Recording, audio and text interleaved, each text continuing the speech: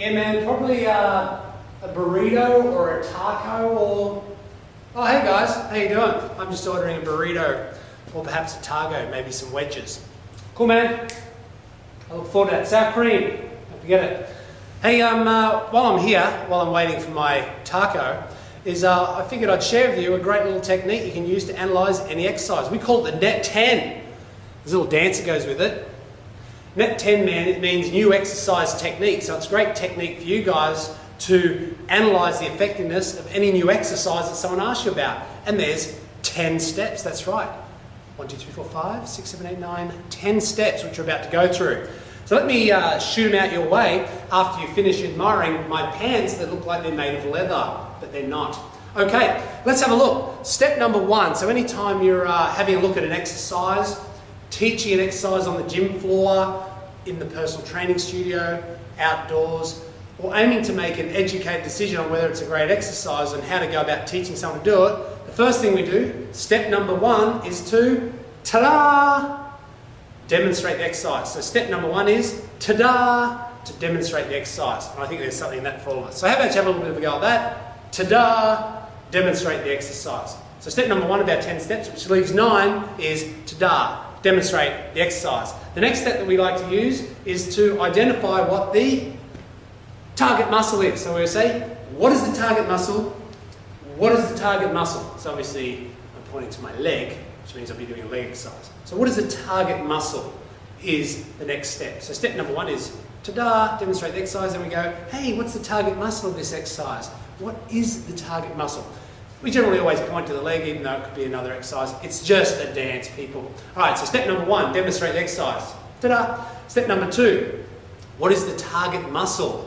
Step number 3, is it safe? Hey, is it a safe exercise? You go, is it safe? Step number 4 would be, is it unsafe? Meaning, I could potentially be harmed while doing it, and we know the golden rule of the fitness professional, the health, exercise and lifestyle professional, is to make sure people achieve their goal quickly and safely. Or as we say, don't injure your client. Hurrah! So step number 1 of our 10 steps in the Net 10 dance accelerated learning technique is number 1, ta-da, demonstrate the exercise. Number 2, hey, cha-ching, is a little word we use by the way.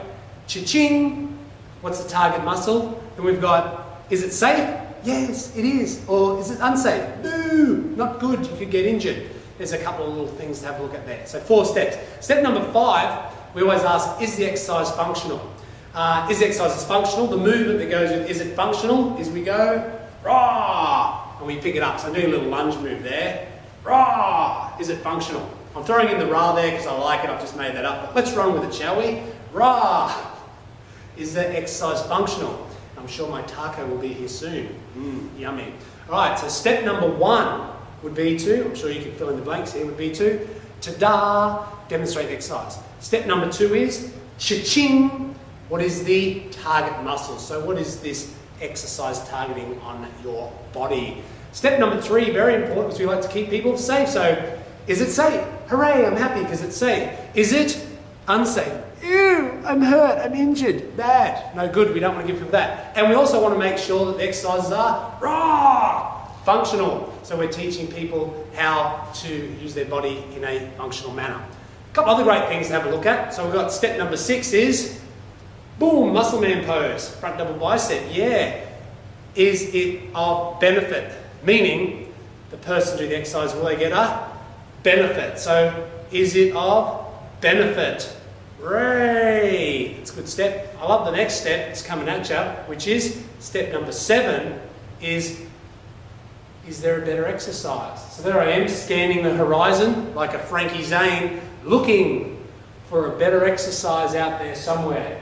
So is there a better exercise? And of course, if there's a better exercise for the person, why aren't you giving it to them? Or perhaps there could be a better exercise in the future which you're going to progress the person onto at a later date.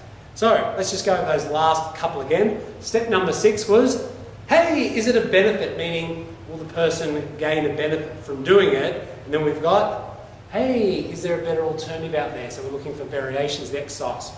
Step number 8 is, we'll do this one. Hey, what's the clear picture?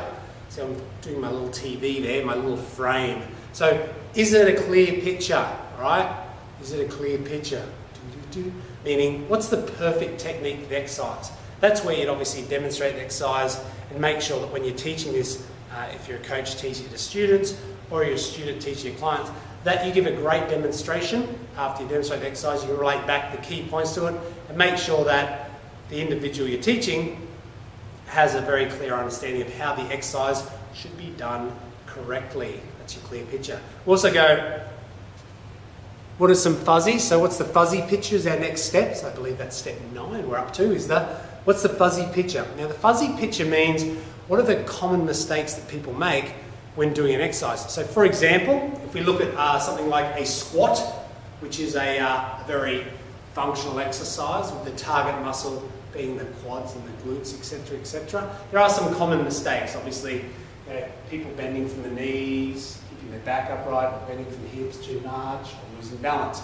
So when you teach exercise, you want to make sure you keep an eye out for these, or if you're teaching people how to do it, make sure that you share them what the common mistakes are, and then obviously how to get the clear picture, which would be perfect.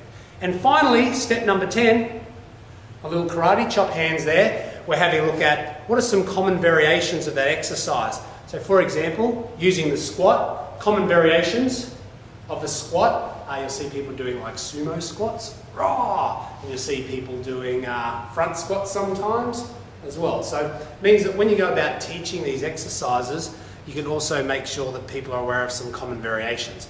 Something like if it's a bench press, obviously some variations of a bench press would be incline and decline and close grip and those things. Great, so that's the net 10. All right, so let me just go back over them, each step in a row so you can get very clear on what those steps are, so you can go out there and use them with the people. Make sure you demonstrate the net 10. As a coach, you can use it in a brain break too, which is awesome. Okay, step number 1 is, ta-da, demonstrate the exercise. Step number 2 is, cha-ching, what is the target muscle of the exercise? Step number 3 is, hey, I'm happy because it's a safe exercise. Step number 4 is, mew, I'm injured, not good. It's an unsafe exercise. Step number 5, we're having a look at our pickup. That's the lunge pickup. We go, hey, this exercise is functional. So we always have a look at the exercise is functional. We have a look at, hey, is it a benefit? That's your little muscle man pose. So is the person going to get a benefit from doing that exercise, or is it just a waste of their time? Number 7, we say, hey, let's scan the horizon, Frank Zane style, and we're looking for a better alternative. And the question obviously is, why aren't you giving that to the person? Or it could be an alternative exercise which is better for them in the future. Step number 8 is, what is the perfect picture? The perfect picture meaning when that exercise is executed or performed correctly, what is the ideal technique to do that exercise, and what are we looking for when we teach it? Step number 9, it's a bit fuzzy out here, can't really see what's going on. Fuzzy picture is your common mistakes, and obviously we just talked about step 10, which is your karate chop hands, which should be common variations. Right, okay, I'll be there in a minute. Well, my taco's here. Looking very forward to munching on that taco, and I believe I have a burrito as well. Quite tasty, quite spicy. I have some salsa with it. So may you have a spicy time with the net 10 dance, and catch you later. Tacos are good.